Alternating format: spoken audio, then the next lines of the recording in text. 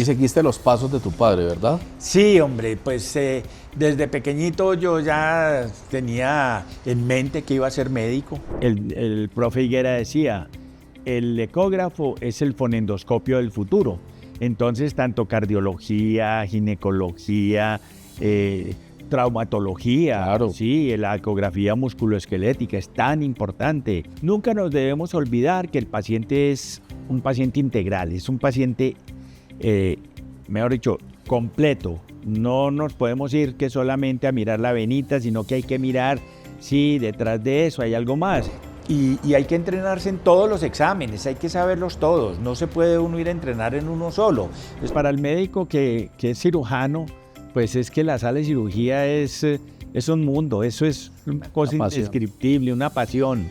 Y esa pasión, ¿no? Porque sí. Hoy todavía, después de toda una vida ejerciendo, esa pasión no se te pierde. Hombre, Elkin, sí, mira que es que mi papá fue que ese gran cirujano pues de aquí de la Universidad de Antioquia, y mi papá me enseñó una cosa muy linda, que era, me decía, haga las cosas bien, que el dinero viene por añadidura. Enseñamos mucho eso, ¿para qué? Para que ya teniendo la patología vascular en la cabeza, ya podemos hacer un diagnóstico preciso.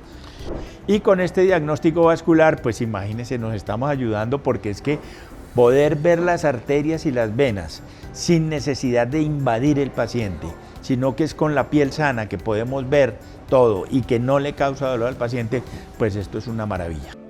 Amolca al aire, donde el conocimiento, la experiencia y la ciencia se encuentran para transformar la práctica médica y odontológica.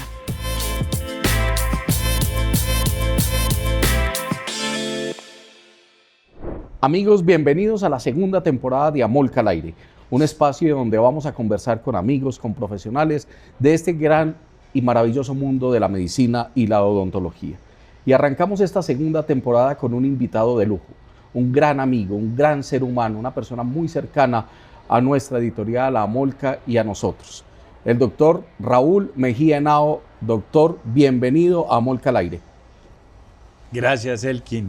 Pues me siento muy complacido de estar en esta conversación y de estar aquí en la ciudad de Medellín, ya que me trae muchos recuerdos de mi niñez, ya que mis papás eran antioqueños y pues siempre todas las vacaciones veníamos de Bogotá. Nosotros nacimos en Bogotá, pero siempre veníamos aquí a Medellín y me trae unos recuerdos, pero así desde el fondo de mi alma, pues siento este Medellín como pues mi ciudad.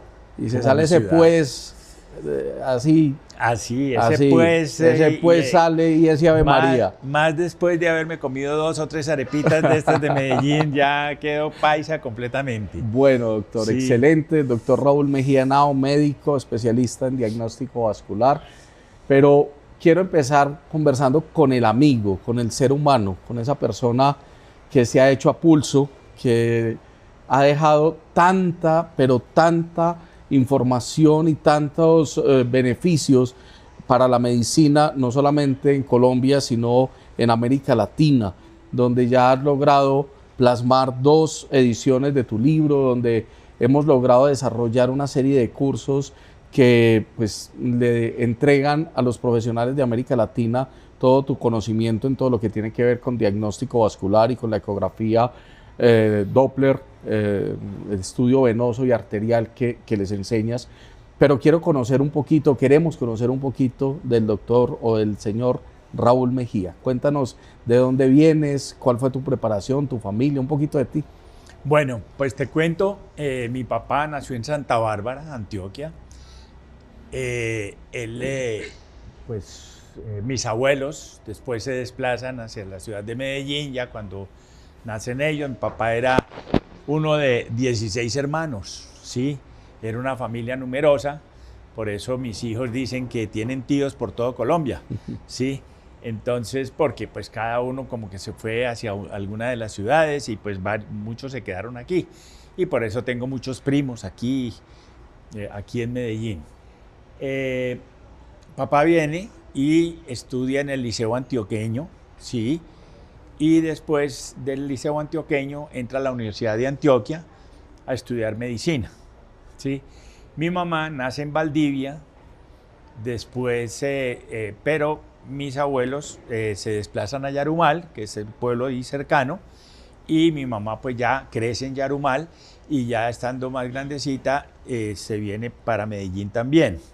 Eso hace que en algún viaje que tuvo mi papá, que cuando terminó medicina fue jefe de la higiene, se decía en ese momento, no se hablaba de secretarías de salud, sino la higiene. Entonces mi papá lo nombran jefe de la higiene de un sector de Antioquia, no recuerdo si Oriente, Occidente, en todo caso, para el lado de Puerto Berrío, si tú me puedes decir si es Oriente, Occidente, no sé. Magdalena Medio. Ajá. Bueno, pero le toca ir a Puerto Berrío y él iba a hacer cirugía, a ir a operar pacientes en Puerto Berrío. Cuando eso existía algo que no sé si tú lo sabes, pero pues por tus años, pero de pronto sí, que ese era el autoferro. Ajá. El autoferro era un vagón de tren que tenía su motor propio. Entonces, en el autoferro, pues mi papá se iba para Puerto Berrío, y de Puerto Berrío allá mi mamá tuvo que ir también.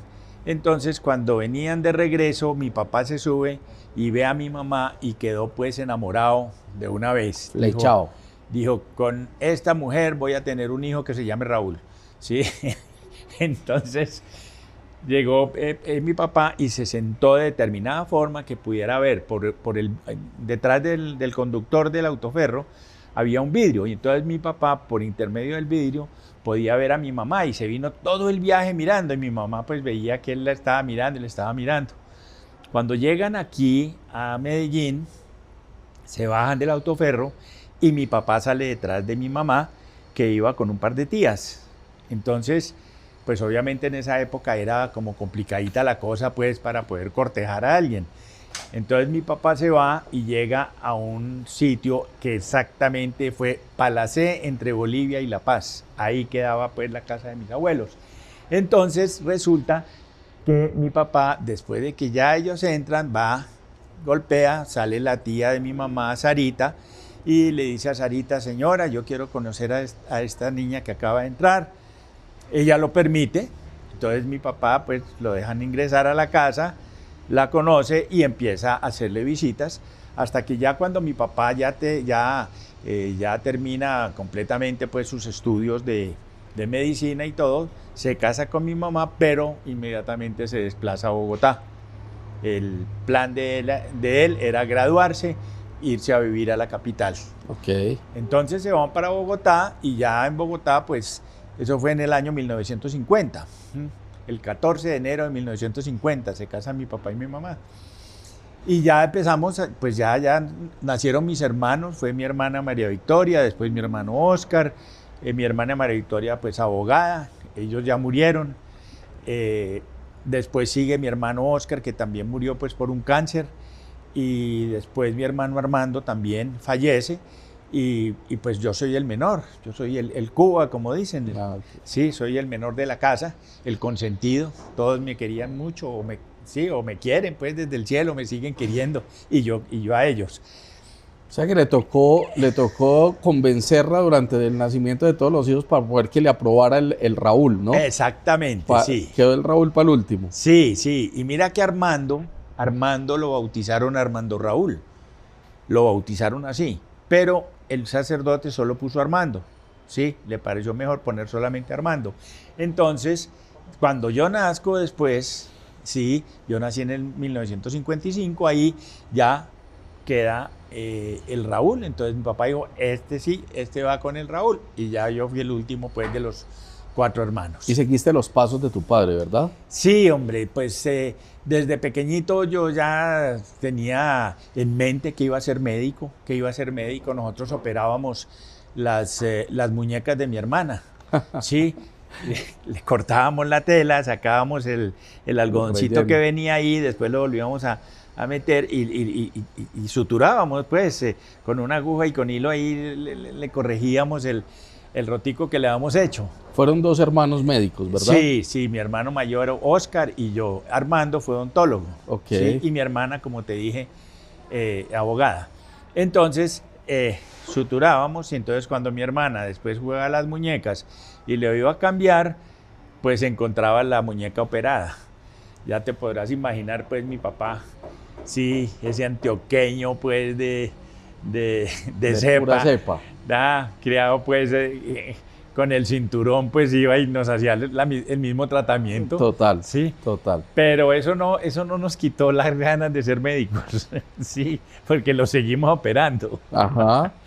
Y esa pasión, ¿no? Porque Sí, sí. hoy todavía, después de toda una vida ejerciendo, esa pasión no se te pierde. O sea, No, tú no, hablas de la eso medicina con pasión y cuando tenemos la posibilidad de verte con tus alumnos, es incansable. O sea, hablas y transmites ese conocimiento con esa pasión y con esa generosidad tan grande. Hombre, Elkin, sí, mira que es que mi papá fue que ese gran cirujano pues de aquí de la Universidad de Antioquia, y mi papá me enseñó una cosa muy linda, que era, me decía, haga las cosas bien, que el dinero viene por añadidura. Dale tranquilo, vamos a hacer medicina, vamos a hacer medicina. Entonces no es solamente ir a operar el paciente, ir y hacer un buen diagnóstico, no, es llegar al paciente, ese carisma que tenía mi papá, pues gracias a Dios no, pues lo adquirí, pues y todos los hijos adquirimos eso. Entonces ese carisma de llegar al paciente, de chancear con el paciente, de molestarlo, pues, en el buen sentido de la palabra, hace que el paciente se sienta tranquilo, que el paciente se mejore. Total. Eso llegar al paciente es más importante que hacer un buen diagnóstico. Total. El de paciente acuerdo. se cura solito. Sí, sí, Entonces eso lo adquirimos de mi papá y por eso esa pasión por la medicina y por entregarme a los pacientes. ¿Dónde estudiaste medicina?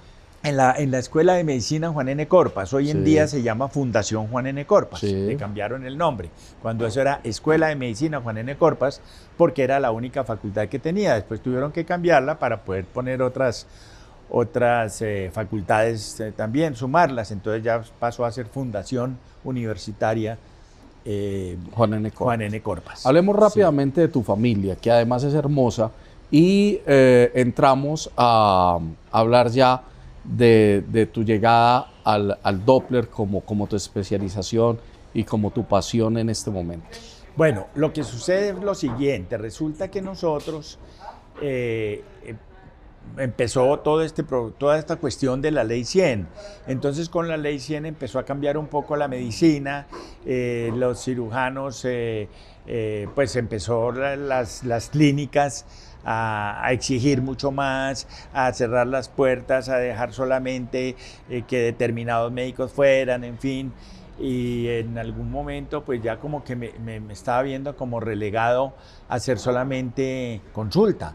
Entonces resulta que el ir solo a hacer consulta, pues empiezo como a perder todo ese sentido de la medicina, donde solamente era consulta y remitir pacientes, consulta y remita pacientes. Entonces empecé a buscar la forma de poder continuar con la cirugía y me voy un día, programé un paciente para una pequeña cirugía, era algo muy, muy sencillo, y me voy a hacer este paciente y me encuentro con el doctor Alberto Muñoz, un cirujano vascular, ¿sí? Que es concuñado mío, ¿sí? Mi hermano, el mayor, Oscar, el internista, era casado con la hermana de Alberto, y me encuentro con Alberto que estaba operando varices. Y llegó y me preguntó, pues, que yo qué estaba haciendo. Le dije, hombre, pues en este momento estoy contratado por Salud Colmena, hoy en día Colmédica, ¿sí? Y pues solamente estoy haciendo consulta, hombre, estoy como muy aburrido con el cuento. Entonces me dijo, no, camine, ayúdeme aquí y ayúdeme a operar todos estos pacientes de varices. Entonces seguimos operando los pacientes de varices con él. Y él estaba en su clínica y pues yo fui allá y me entrené en tratamiento de varices. Sí, y en diagnóstico vascular. Empezamos. Al principio el diagnóstico vascular para mí no era como tan, como que no era, como que no me lograba acomodar, como que será que sí, será que por acá. Pues todo, para el médico que es cirujano, pues es que la sala de cirugía es un mundo, eso es una cosa indescriptible, una pasión, sí, una pasión, es algo como, no sé, es algo tan sublime, tan delicado, pues tener un ser humano anestesiado y uno poder ir y corregir el daño que pueda tener el paciente es tan bonito que esa pasión pues es muy grande. Entonces cuando veo que el diagnóstico vascular, hombre, yo decía, ¿será que sí? ¿Será que no? Se hace un tratamiento, pues el diagnóstico se hace en un cuarto que está a media luz, encerrado, un poquito de calor, en fin, todo esto como que uno empieza, ¿será que sí? ¿Será que no? Y aparte de eso, mientras el ojo se educa, es mucho lo que uno sufre tratando de identificar las estructuras, de aprender a poner en buena dirección todos los parámetros para poder ver las cosas. Contémosle un poquito a estas personas que no son médicos y que nos siguen. ¿Qué es el diagnóstico vascular? ¿En qué se basa? Sabemos que es la ecografía, pero la gente asocia la ecografía casi siempre con la obstetricia, con el embarazo, ¿no? Es como lo que siempre hemos tenido por historia. Vamos a hacernos la ecografía porque mi esposa está en embarazo. Pero la ecografía, y lo hemos visto con otros especialistas, cada vez interviene más en el diagnóstico de la medicina, ¿no? Y pues obviamente el tema vascular no es la excepción. Entonces contémosles un poquito de qué se trata ese diagnóstico vascular. Sí, hombre, cada especialidad en este momento, son muchas las especialidades que utilizan el ultrasonido para hacer los diagnósticos.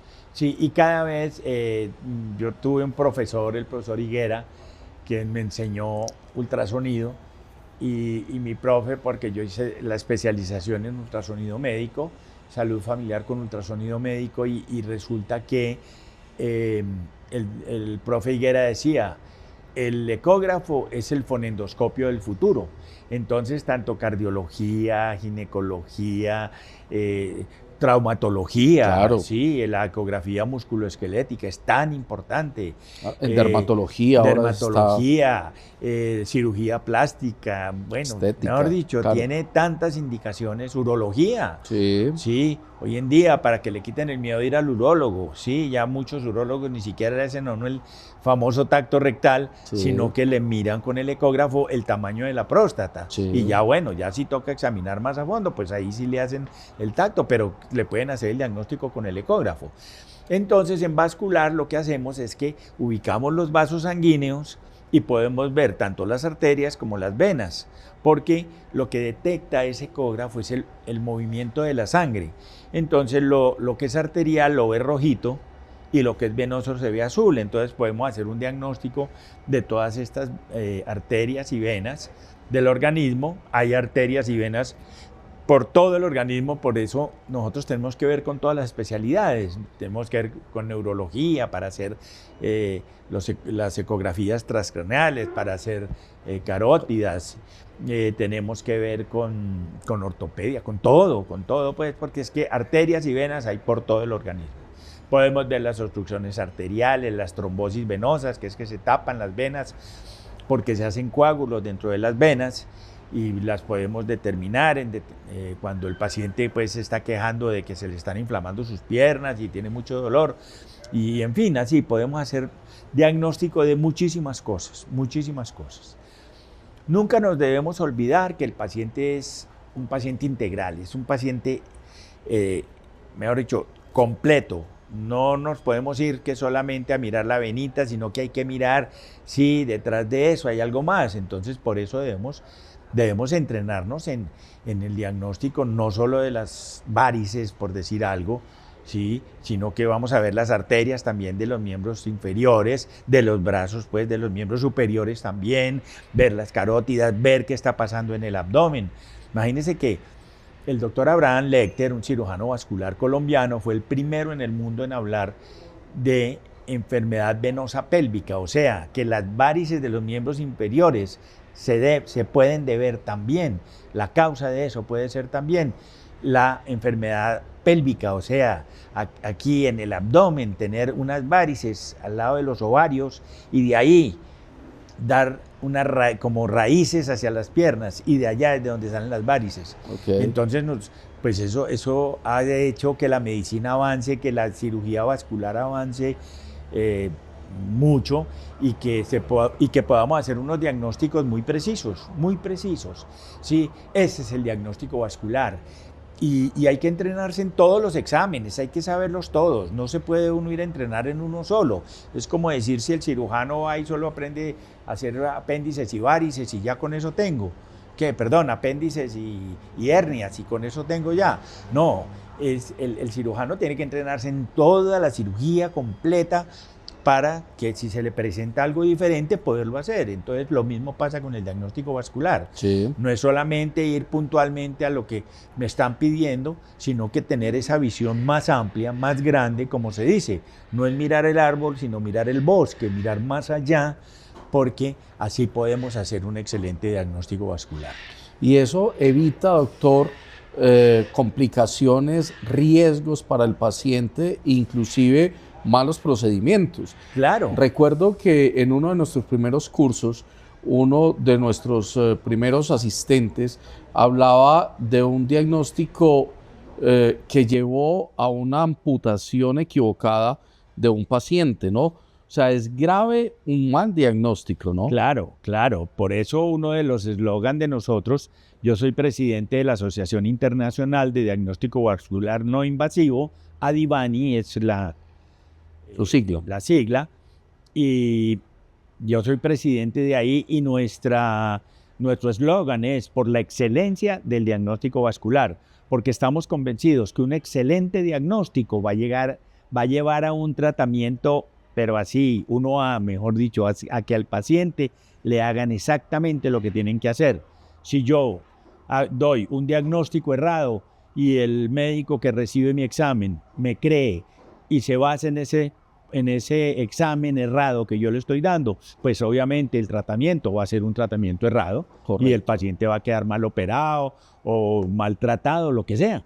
¿Sí? De acuerdo. Entonces, por eso el diagnóstico vascular se basa, y es muy importante, precisamente en los cursos que nosotros hacemos, les enseñamos mucho sobre patología vascular. No es solamente venga que el ecógrafo se mueve así o cómo es que tiene que colocar el transductor, que es el aparatico pues, con el que miramos ahí las arterias y las venas, sino que hay que enseñarles patología vascular, que la persona esté empapada del diagnóstico vascular, que sepa qué se está haciendo en cirugía vascular para poder hacer un buen diagnóstico. Claro. Entonces les enseñamos mucho eso. ¿Para qué? Para que ya teniendo la patología vascular en la cabeza, ya podemos hacer un diagnóstico preciso. Hay muchas herramientas en este momento, doctor, de tratamiento, ¿no? Ya digamos que la cirugía sigue siendo una de las alternativas para tratar las enfermedades venosas y arteriales, pero también está el láser, la escleroterapia y otras alternativas mínimamente invasivas que solucionan este tipo de patologías, ¿verdad? Sí, en este momento, pues cada vez las cirugías van siendo menos invasivas. Tratamos de que, pues en el mundo se está tratando desde hace muchos años para acá, pues unos 20 o 30 años que se empezó a ver la laparoscopia, por ejemplo, sí, para operar todos esos procedimientos ginecológicos. Empezó por ahí. Entonces hacían la laparoscopia. Primero lo hacían como una cuestión diagnóstica de introducir un laparoscopio y mirar dentro del abdomen qué estaba pasando, y después ya se inventaron, pues hicieron todo el entrenamiento para ya manejar todas las pinzas y todo por unas incisiones pequeñísimas. Sí. ¿Sí? Y en vascular lo que ha pasado es que ya la cirugía a cielo abierto pues ha empezado a volverse como la última elección. Primero se trata de hacer las angioplastias, colocar los stent. Me explico para quienes no son médicos, es introducir un catéter dentro de la arteria o que está obstruida, meter el catéter adentro, se infla un balón y eso es la angioplastia, entonces dilata la vena, y si la vena trata de colapsarse otra vez, se coloca un stent. Imagínense, un stent es así, para que lo entendamos, como el resortico del esfero. Sí, así, como Sí. es, como el resortico del esfero. Entonces no va a dejar que la arteria que están tratando o la venita que se está tratando se vuelva a colapsar, se vuelva a cerrar. Ok.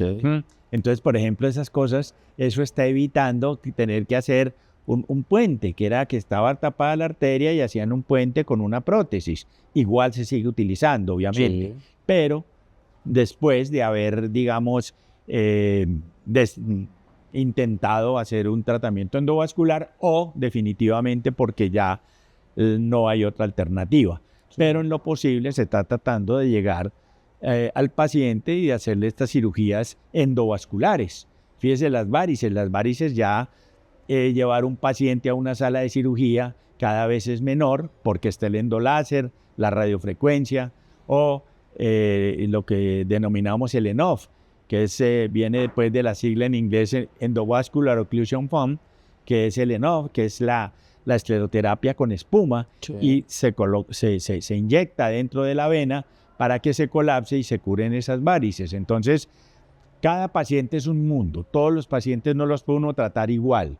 Unos requieren el ENOF, otros se deben hacer con radiofrecuencia o con láser, y hay otros que definitivamente ya pues toca hacer el stripping, pues que es la cirugía convencional. Sí. ¿Sí? Pero sí, eso vemos que cada vez es menos invasivo. Y con este diagnóstico vascular, pues imagínense, nos estamos ayudando porque es que poder ver las arterias y las venas sin necesidad de invadir el paciente, sino que es con la piel sana que podemos ver todo y que no le causa dolor al paciente, pues esto es una maravilla. Claro, y sin ningún riesgo, sin ninguna Sí. contraindicación, extraordinario. Te voy a contar una anécdota bien interesante. Imagínate que yo empecé a hacer diagnóstico vascular y de verdad les cuento que a mí para mí eso era dificilísimo. Mi ojo todavía no lograba captar, mi cerebro no podía pues hacer todo el análisis de lo que yo estaba mirando, y para mí fue tan difícil al principio porque resulta que uno comienza, en este momento una persona que no haga diagnóstico, que no haga ultrasonido, tiene 15 grises en su cerebro. Él identifica 16 grises. Y eso es como la memoria RAM. Ya cuando uno lleva unos 3 o 4 meses, ya se le han duplicado, ya identifica 32 grises. Y eso sigue aumentando y después con unos 5 años ya estamos en 128, y pues yo ya que llevo 30 años en este paseo, pues ya veo 256 grises. Sí, ya de ahí para adelante sí ya no ve más porque ya vería negro. Ya veo oscuro. Sí, ya sería oscuro completamente. Pero yo identifico 256 grises, pero eso me lo ha dado pues la experiencia, la práctica, esos 30 años trabajando en eso.